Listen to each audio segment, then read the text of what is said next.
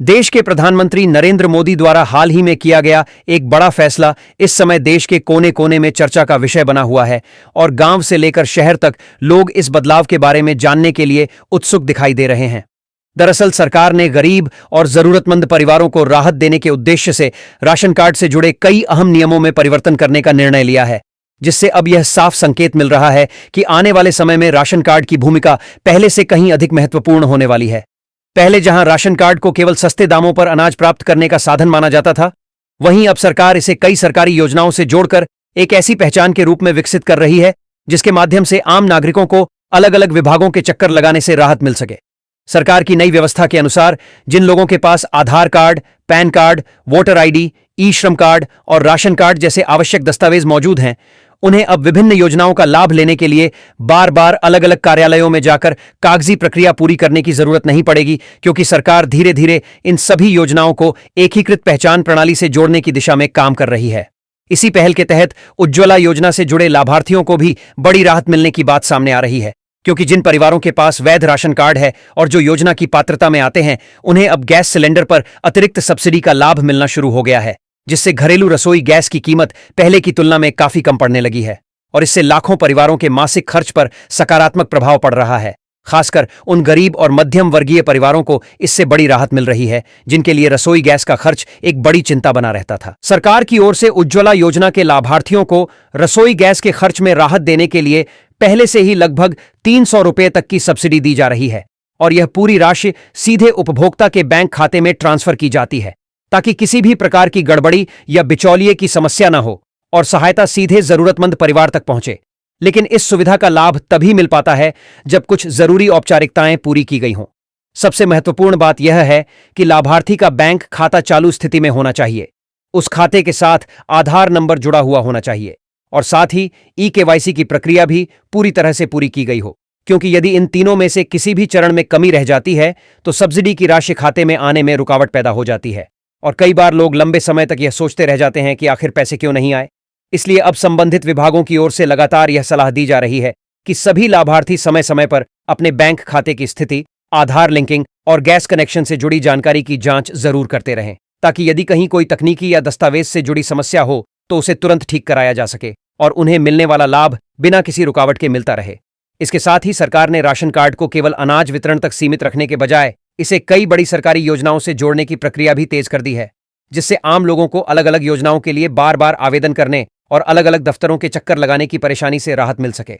इसी दिशा में प्रधानमंत्री जन धन योजना, प्रधानमंत्री किसान सम्मान निधि योजना और आयुष्मान भारत जैसी महत्वपूर्ण योजनाओं को भी राशन कार्ड और अन्य पहचान दस्तावेजों से जोड़कर लाभार्थियों तक सीधे सहायता पहुंचाने की व्यवस्था बनाई जा रही है, ताकि जिन लोगों को आर्थिक मदद, स्वास्थ्य सुरक्षा या अन्य सरकारी सुविधाओं की जरूरत है, उन्हें बिना किसी जटिल प्रक्रिया के लाभ मिल सके।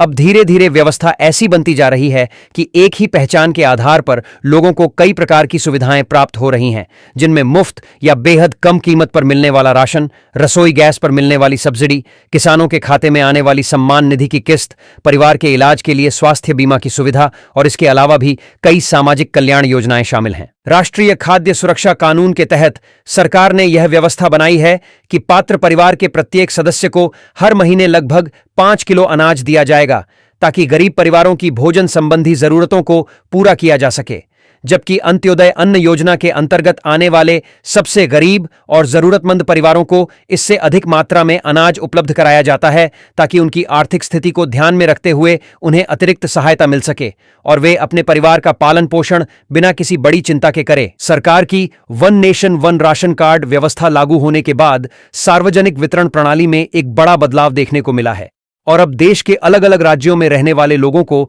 अपने राशन के अधिकार के लिए स्थान बदलने पर परेशान नहीं होना पड़ता। पहले अक्सर ऐसा होता था कि जो लोग रोजगार की तलाश में अपने गांव या राज्य से दूर किसी दूसरे शहर में काम करने चले जाते थे, उन्हें वहां सस्ते राशन का लाभ नहीं मिल पाता था, क्योंकि उनका राशन कार्ड केवल उसी राज्य या जिले में मान्य होता था जहां वह बना हुआ था। लेकिन अब नई व्यवस्था के बाद यह समस्या काफी हद तक समाप्त हो गई है। अब कोई व्यक्ति चाहे दिल्ली में मजदूरी कर रहा हो, मुंबई की फैक्ट्री में काम कर रहा हो, सूरत की मिलों में काम कर रहा हो या किसी अन्य बड़े शहर में रहकर रोजगार कमा रहा हो, वह अपने गांव या गृह राज्य में बने राशन कार्ड के आधार पर भी आसानी से अनाज प्राप्त कर सकता है। इस बदलाव से विशेष रूप से उन प्रवासी मजदूरों को बड़ी राहत मिली है जो रोजगार के कारण अपने घर से दूर रहते हैं और पहले राशन जैसी बुनियादी सुविधा से वंचित रह जाते थे। इसके साथ ही सरकार असंगठित क्षेत्र में काम करने वाले करोड़ों श्रमिकों को ध्यान में रखते हुए ई श्रम कार्ड को भी राशन कार्ड से जोड़ने की प्रक्रिया को आगे बढ़ा रही है, ताकि मजदूर वर्ग को एक साथ कई तरह की सुरक्षा और सहायता योजनाओं का लाभ मिल सके। जब ई श्रम कार्ड और राशन कार्ड की जानकारी आपस में जुड़ जाती है तो मजदूरों को बीमा सुरक्षा, सामाजिक सुरक्षा योजनाएं और आर्थिक सहायता से जुड़े कई लाभ एक ही पहचान के आधार पर उपलब्ध कराए जा सकते हैं। सरकार का मानना है कि जब योजनाओं को डिजिटल प्रणाली के माध्यम से एक दूसरे से जोड़ा जाता है तो पूरी व्यवस्था अधिक पारदर्शी बनती है और यह भी सुनिश्चित होता है कि जो लोग वास्तव में पात्र हैं उन्हीं तक सरकारी सहायता पहुंचे, जबकि फर्जी या अपात्र लाभार्थियों को सिस्टम से हटाया जा सके। इसी उद्देश्य से अब देश भर की उचित मूल्य की दुकानों पर ई-पॉस मशीनें लगाई जा रही हैं, जिनकी मदद से राशन वितरण की पूरी प्रक्रिया डिजिटल रूप से दर्ज होती है और जैसे ही किसी लाभार्थी को अनाज दिया जाता है उसका रिकॉर्ड तुरंत ऑनलाइन सिस्टम में अपडेट हो जाता है, जिससे यह सुनिश्चित किया जा सके कि हर व्यक्ति को निर्धारित मात्रा में ही राशन मिले और किसी भी स्तर पर गड़बड़ी या कटौती की संभावना कम हो जाए। सरकार ने सामाजिक कल्याण से जुड़ी कई योजनाओं को अब एक व्यापक व्यवस्था के तहत जोड़ने की दिशा में काम तेज कर दिया है, ताकि जरूरतमंद परिवारों को अलग अलग विभागों के चक्कर लगाने की मजबूरी न रहे और उन्हें एक ही पहचान के आधार पर कई प्रकार की सुविधाएं मिल सकें। इसी सोच के तहत महिलाओं से जुड़ी कई महत्वपूर्ण योजनाओं को भी इस प्रणाली से जोड़ा जा रहा है, जिसमें मातृत्व सहायता से संबंधित योजनाएं, उज्ज्वला योजना के लाभ और पोषण से जुड़ी सेवाएं शामिल हैं, ताकि गर्भवती महिलाओं और नवजात शिशुओं की माताओं को समय पर आर्थिक सहयोग और स्वास्थ्य से जुड़ी आवश्यक सुविधाएं मिल सकें।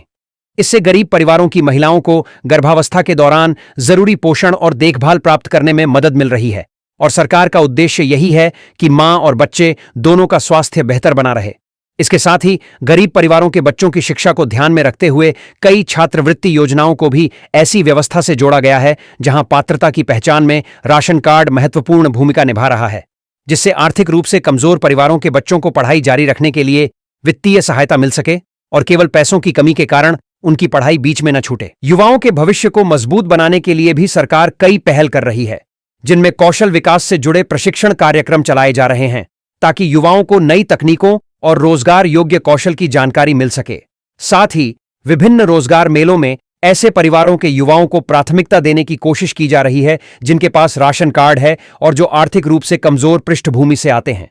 इसके अतिरिक्त सामाजिक सुरक्षा को मजबूत बनाने के उद्देश्य से अटल पेंशन योजना, प्रधानमंत्री सुरक्षा बीमा योजना और प्रधानमंत्री जीवन ज्योति बीमा योजना जैसी योजनाओं का लाभ भी अब सीधे बैंक खातों और पहचान दस्तावेजों के माध्यम से लोगों तक पहुंचाया जा रहा है, जिससे भविष्य के लिए पेंशन सुरक्षा, दुर्घटना बीमा और जीवन बीमा जैसी सुविधाएं आम नागरिकों को आसानी से मिल सकें।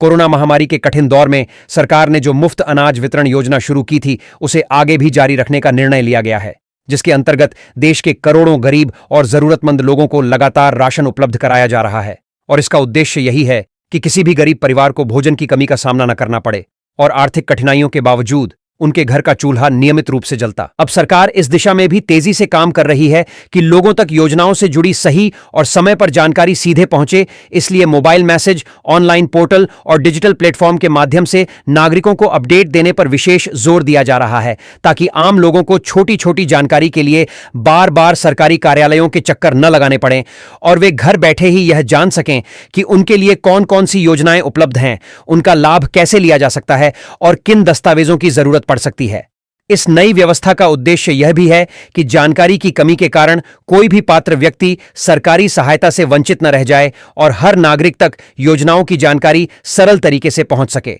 अगर पूरे सिस्टम को ध्यान से देखा जाए तो साफ समझ आता है कि आज के समय में राशन कार्ड की अहमियत पहले की तुलना में काफी बढ़ चुकी है, क्योंकि यह अब केवल सस्ते या मुफ्त अनाज लेने का साधन भर नहीं रह गया है, बल्कि धीरे धीरे यह गरीब और मध्यम वर्ग के परिवारों के लिए कई महत्वपूर्ण सरकारी सुविधाओं तक पहुंच बनाने वाला एक मजबूत और भरोसेमंद माध्यम बनता जा रहा है। सरकार की कोशिश यही है कि अलग अलग योजनाओं को एक व्यवस्थित और पारदर्शी ढांचे में जोड़कर ऐसी व्यवस्था तैयार की जाए जिसमें पात्र नागरिकों को उनका हक बिना किसी परेशानी के सीधे मिल सके, सरकारी सहायता बीच में कहीं अटक न जाए और जरूरतमंद लोगों तक लाभ पहुंचाने की पूरी प्रक्रिया पहले से कहीं अधिक साफ, सरल और प्रभावी बन सके, ताकि देश का हर पात्र परिवार इन योजनाओं का पूरा लाभ उठा सके और उनकी आर्थिक तथा सामाजिक स्थिति में धीरे धीरे सुधार हो सके।